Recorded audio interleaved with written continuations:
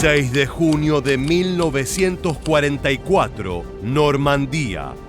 6 planeadores Horsa descienden hacia un punto diminuto en el mapa. 2 puentes claves para llevar a cabo el día D. Dentro de estos aviones viajan 181 hombres al mando del mayor John Howard. En segundos pasarán del cielo negro al impacto brutal y el combate. Braced for impact.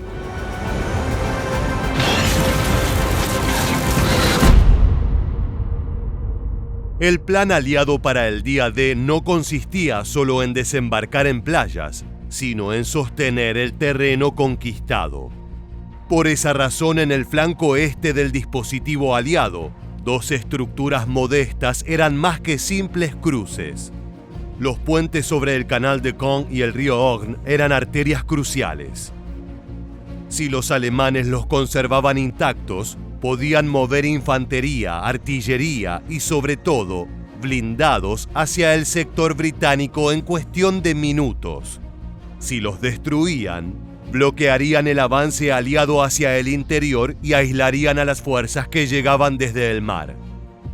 Debido a esto, la misión asignada a los hombres de Howard era sumamente importante.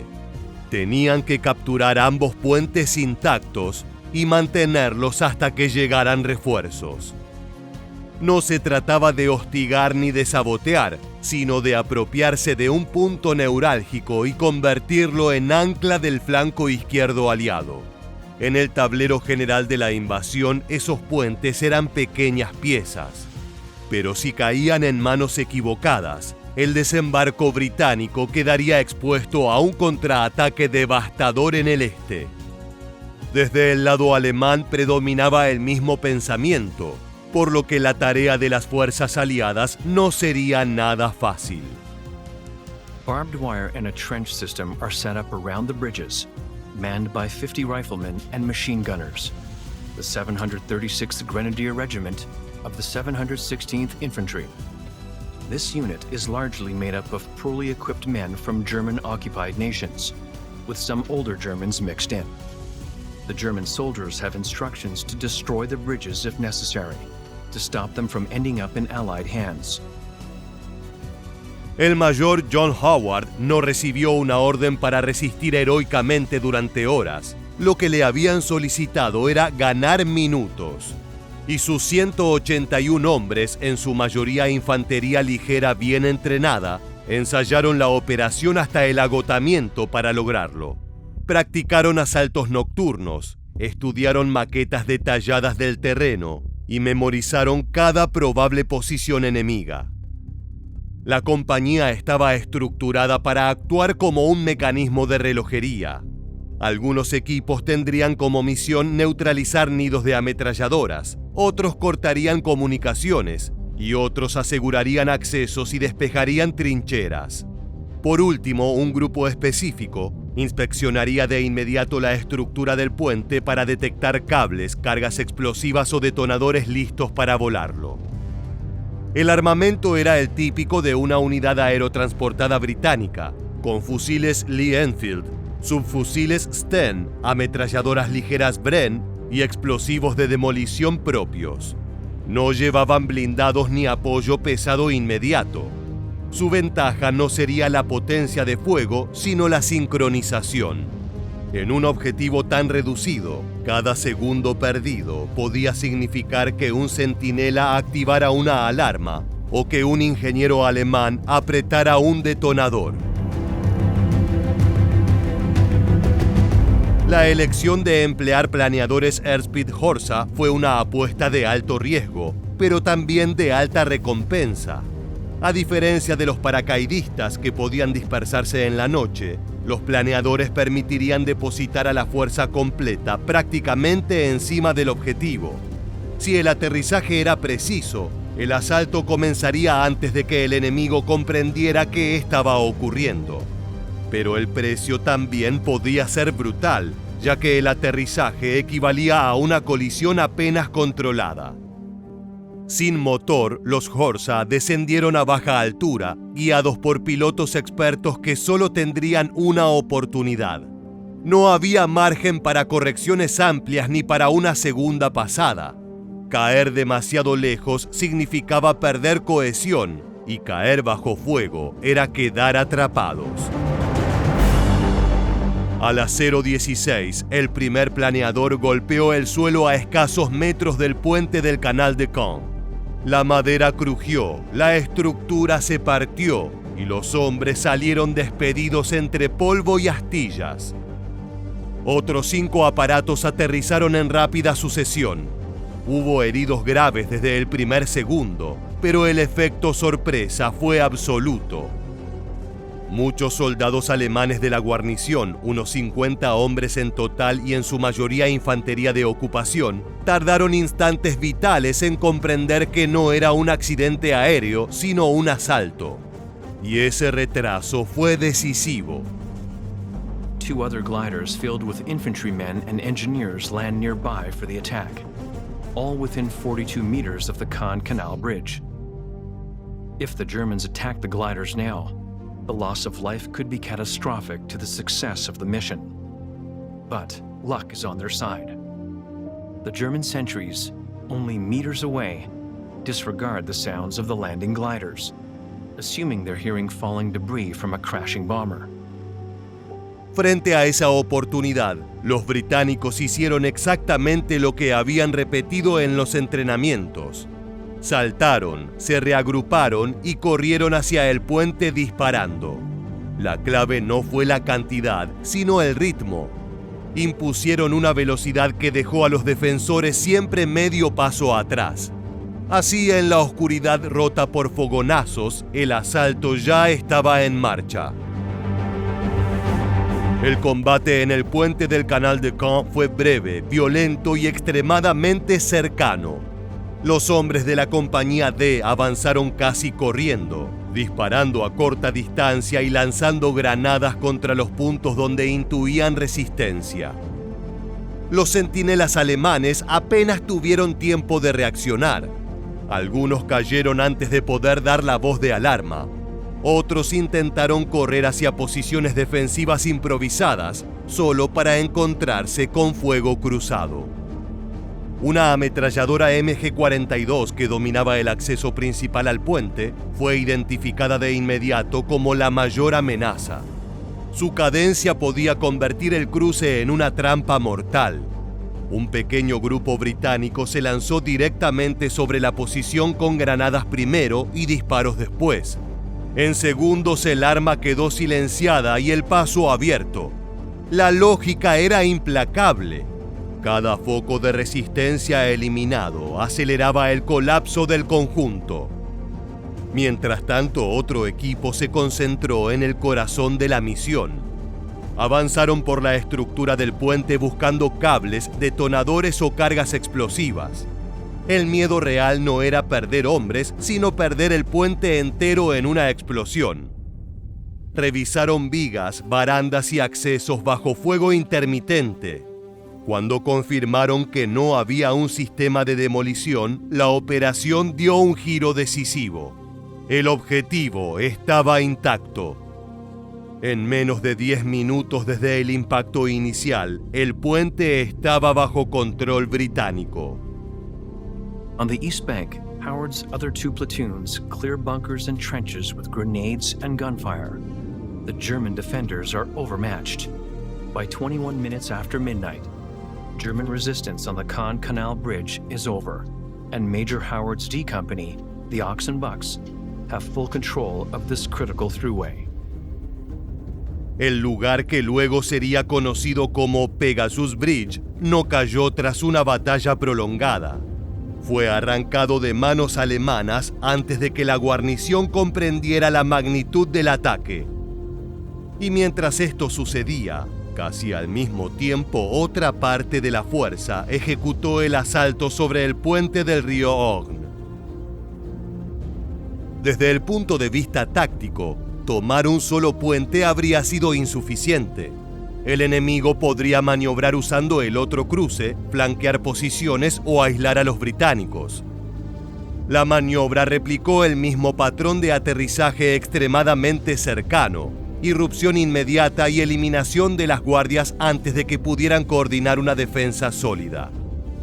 Al asegurar ambos puntos, los 181 hombres crearon algo más valioso que una victoria puntual. Ahora contaban con un corredor defensivo.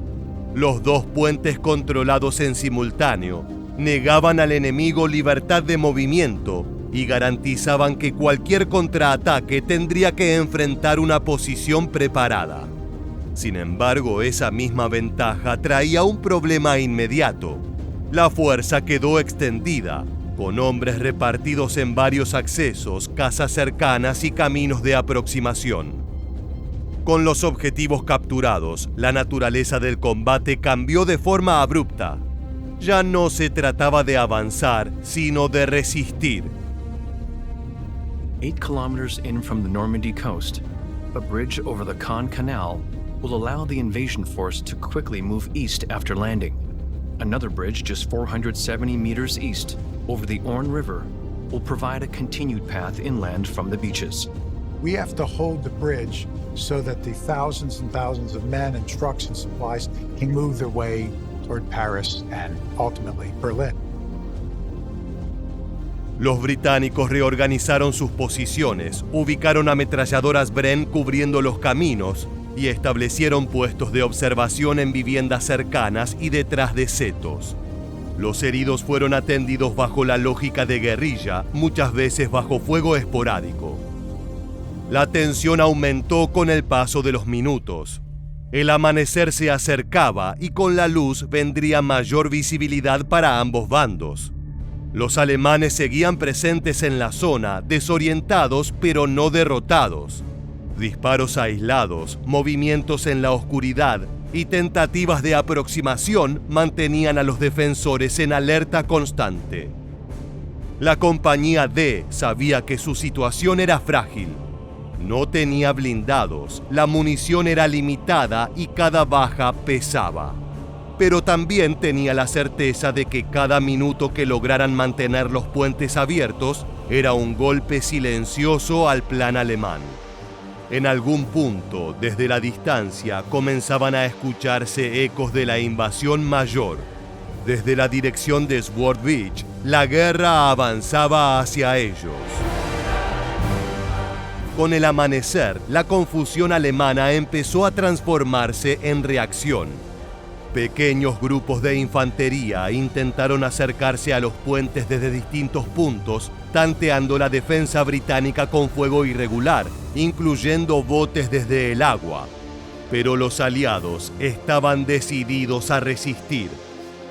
And they open up on it, not with the anti-tank gun, which they can't swivel around to get into position to fire up the canal, but with up here, this handheld anti-tank weapon. And it's a brilliant shot, goes straight through the wheelhouse, explodes, knocks the boat out, the boat kind of slews round onto the coast, and they capture the occupants of the boat. As the Germans are marched off to captivity, the second boat turns around and heads back to the coast. No era un ataque coordinado, sino una sucesión de impulsos desordenados. Oficiales que no tenían un cuadro claro de la situación, soldados que sabían que algo crucial se había perdido durante la noche. Sin embargo, el verdadero temor de los hombres de Howard no era esa infantería dispersa ni los botes, sino los blindados. Si los carros de combate alemanes lograban llegar al puente del canal de Caen, el equilibrio se rompería en minutos. Los británicos no tenían armas pesadas suficientes para detener un ataque frontal sostenido. La misión desde ese momento se resumía a una frase brutalmente simple: aguantar el tiempo justo. Cada intento alemán frustrado, cada patrulla rechazada, tenía un valor que iba más allá del terreno inmediato. No se trataba solo de defender una posición, sino de comprar horas. Horas en las que el resto del día D debía consolidarse y en las que el enemigo perdía iniciativa. En ese silencio tenso, interrumpido por disparos aislados y bombas cayendo, la balanza estratégica seguía inclinándose sin que muchos lo notaran. with 1,000 ships at anchor off the coast and thousands of men on a beach. Had the Luftwaffe come in with bombs and strafing with machine guns, D-Day would have been a bloodbath. But bombs are still dropped. D Company and reinforcements at the bridge do their best to take cover from the incoming bombs. Con el correr de la mañana, la situación comenzó a cambiar. Desde el interior de Normandía empezaron a llegar elementos aerotransportados británicos que habían logrado reagruparse tras sus propios descensos nocturnos. Para los hombres de la Compañía D, ese primer contacto fue un alivio. Ya no estaban completamente solos. Ese enlace fue clave porque transformó la naturaleza de la defensa. Los puentes dejaron de ser una posición aislada defendida por una sola compañía y pasaron a integrarse a un dispositivo mayor vinculado a la 6ª División Aerotransportada. A partir de ese momento, los alemanes ya no enfrentaban una incursión audaz, sino un frente en formación. Más tarde, el avance aliado desde las playas comenzó a sentirse de forma concreta. El sonido distante de artillería y el movimiento constante de tropas confirmaban que la invasión había sobrevivido a sus primeras horas críticas. Y el objetivo de mantener abierto el flanco este se estaba cumpliendo. Al final del 6 de junio, el resultado era innegable. Los puentes seguían en manos aliadas. Los alemanes no habían podido utilizarlos para lanzar un contraataque rápido ni destruirlos para frenar el avance británico. En términos estratégicos, esa doble negación fue una derrota severa. Gracias a esos cruces intactos, el avance hacia Caen quedó abierto y el flanco izquierdo del desembarco británico permaneció protegido. El día D evitó uno de sus escenarios más peligrosos, un golpe lateral ejecutado en las primeras horas cuando las tropas aún estaban vulnerables y desorganizadas. Lo que había comenzado como un limitado asalto nocturno terminó influyendo en el desarrollo de toda la jornada. La historia de los 181 hombres no es una historia de números, sino de tiempo. En una invasión que movilizó a cientos de miles, 6 planeadores y una compañía decidieron un punto que no admitía errores. En la madrugada del 6 de junio, fueron la bisagra que ayudó a volver irreversible el día D. De esta forma llegamos al final. Si te gustó este video, te esperamos en nuestra próxima entrega para seguir descubriendo la historia militar.